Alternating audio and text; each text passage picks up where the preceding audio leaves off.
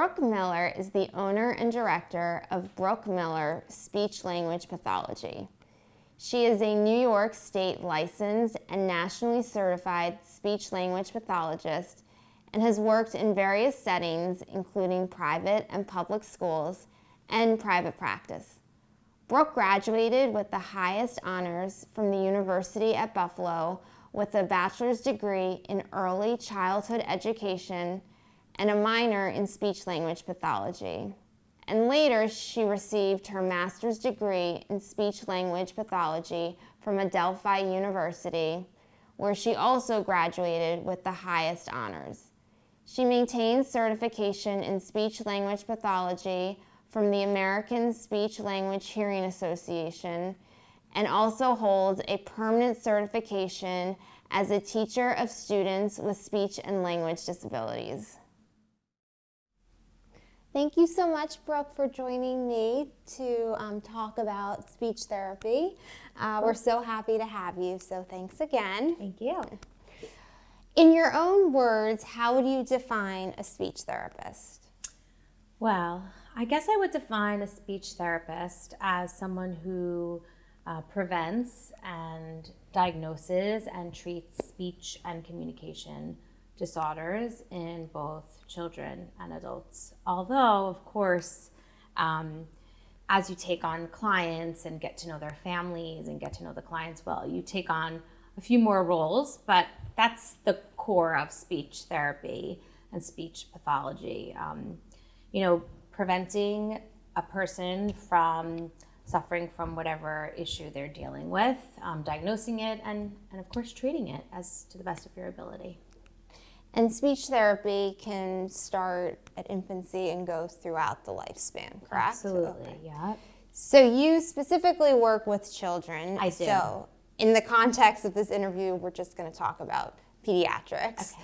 But what signs should a parent look out for that indicates that their child should receive a speech language evaluation? Well, I guess it also depends on the age of the child because, a child could be developing typically or normally as an infant, and then you see some more issues come out in school. So I guess it depends on the child and their age, but I guess for a little one, you see some signs of speech and language delays or problems around when kids are supposed to talk. So words really start to happen around 12 months, but again, it's a huge spectrum. Some kids have words at 12 months and some kids don't. So you're looking out for a baby's frustration. If a child is between 1 and 2 and they're getting really frustrated and you feel like they're not communicating or able to express themselves, that's a big sign for me. I often ask parents, is your child frustrated? So if they're not speaking words, if they're not, and even younger than that, you could, if they're not babbling, if they're not putting sounds together to babble, if you feel like they're not understanding, simple directions, and that's like the stuff that I would look for in, a little baby. And of course, as they get older, are they putting words together? Are they putting words together to form sentences? Is their sentence structure good? Is their word order good? Are they understanding things? Are they following directions? Are they focused?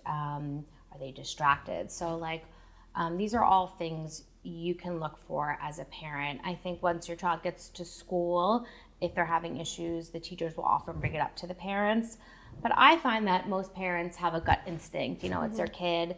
If they feel that something's wrong or not developing appropriately, I always say, don't wait. This is not the sort of thing you want to wait and see. If you feel like there's something wrong, speak to a speech pathologist, do an evaluation. It cannot hurt. If there's something going on, get it fixed, start working on it, nip it in the bud. And if there's not, then you have comfort knowing that, there's nothing really going on and you'll continue to observe your child's development. So. Again, you work specifically with children. So in your quote-unquote practice and your work, what are the 2 main disorders that you treat and how do you treat them? So I would say right now, most of the population I work with is school age and little ones. So Definitely language delays or disorders, or even late talkers with the little ones is something you really see. So that's language development. That's a big delay or disorder that you see. So the child is not, using words. They don't have a large vocabulary. And then, of course, it goes on until when they get older into harder language tasks. So language disorders, and then I would say the other most common one is probably articulation disorders, which is a speech sound disorder. The child sometimes isn't able to produce speech sounds accurately, and therefore they're hard to, people have a hard time understanding them. So those techniques are more, teaching the child how to use their articulators correctly, where to put their tongue, where to put their lips when they're making certain sounds, how to combine sounds in words.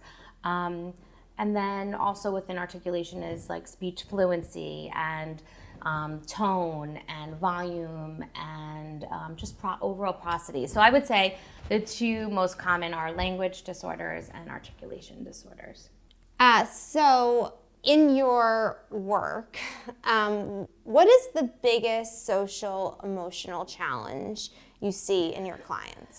So again, I feel like I'm saying this for every question, but it really depends on the age of the child. And you don't often see social emotional challenges with the little ones because they're just too young to even understand what's going on. But as a child ages and they're having trouble expressing themselves or they're struggling in school, I think that confidence is a really big issue for a lot of these children.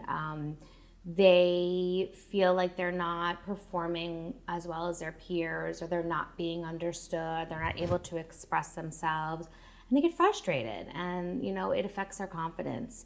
So I think that's really hard for them, and I think it also affects their ability to, of course, socialize with others. And I think the parents often worry about again, like not only the issue at hand, but like how it's affecting their child outside of the classroom. And that's a big deal too. I always strive to make the child feel really important and feel like they're doing a really good job in our sessions. I often incorporate like confidence boosting techniques and a lot of positive reinforcement because and it's true for everyone. If you feel good about yourself, you do better. It's like a downward spiral of confidence. So I think probably the biggest social emotional issue you see associated with speech disorders is like the confidence issues associated with them. So you have had so far a number of years under your belt as a speech therapist. Is there one case, child, could be infancy, could be school age, that has really stood out to you and been? There's been a lot. There's been so many. I really love working with every child that I meet, and there's something special about each and every child in this world. But I guess probably one of my most special clients, I'm not going to use his name, but I've been seeing him for probably like 7 or 8 years. He has autism, and he has grown so near and dear to my heart. We just have a really special connection, and I enjoy my time with him, and I love working with him. So for some reason, that's kind of what's popping up in my head. But like I said, there's been so many. Of course.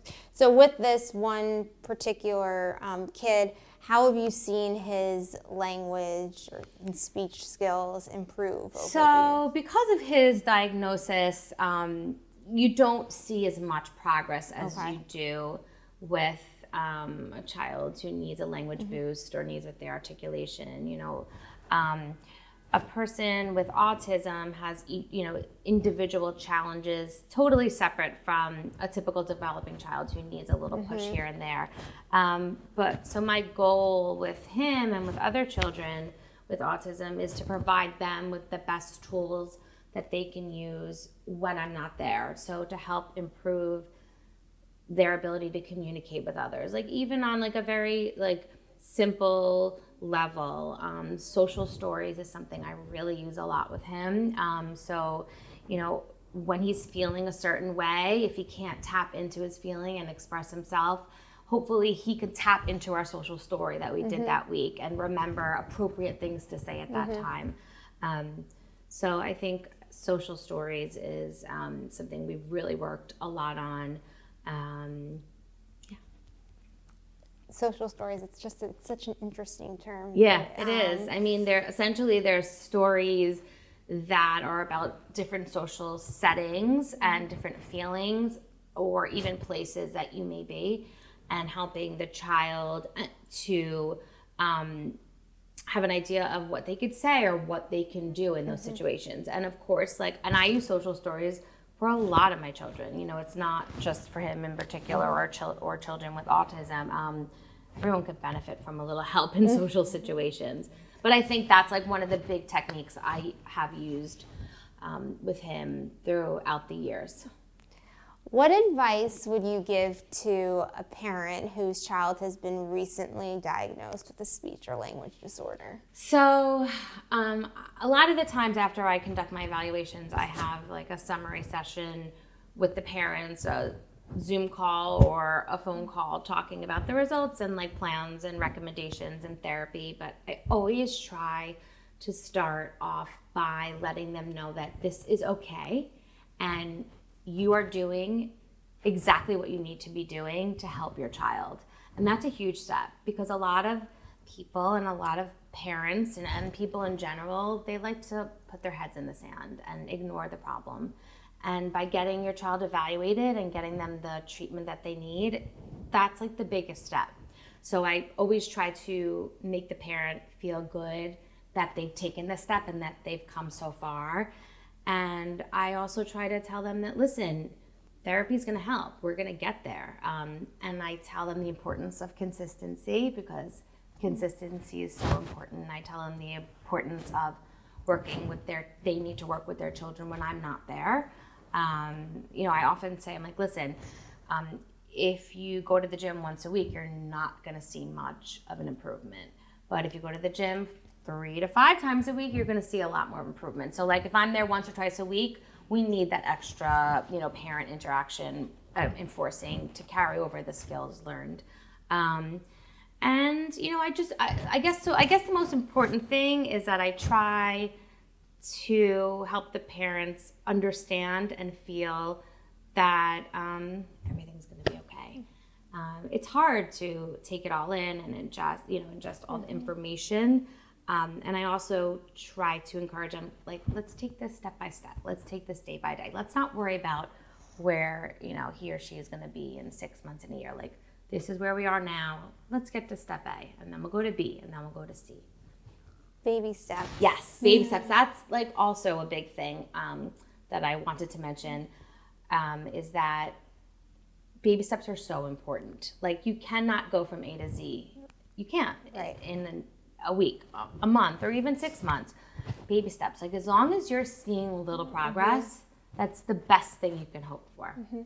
For sure. Yeah. Well, thank you so much, Brooke. Oh, it's my pleasure. This is wonderful and such great, valuable information. Yeah, I mean, I love what I do, and I love working with kids, and I think your foundation is really so fabulous, and I think it's so important to have a platform for people to grow and have other people they could talk to and learn about different professions to help, you know, the person dealing with whatever disability they're dealing with. So, yeah. Thank you.